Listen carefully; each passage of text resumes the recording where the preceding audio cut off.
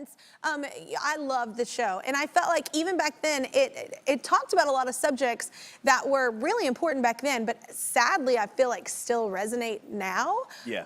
What is that like being a part? Because I know, was it ever hard during the show? Because you brought up topics that were hard topics to talk about, and it was such a family show. You know, we back then, we used to always laugh at it because it was like the very special episode of Fresh Prince, right? And you know, it's very dramatic, and it'd be like something silly. But we did, you know, we touched on, I think because of the setup of the show, with Will coming from West Philadelphia, moving to Bel Air, the idea of rich and poor, black and white, black and other black, right? Like how it all, the dynamics of it all. And so the storylines always seemed to work because they came from real places. They came from real experiences that we all had to deal with, right? And so one episode where we're pulled over by the police, right? And the idea that Carlton, right, just was like, he pulled us over because we're speeding. It's not because we're black.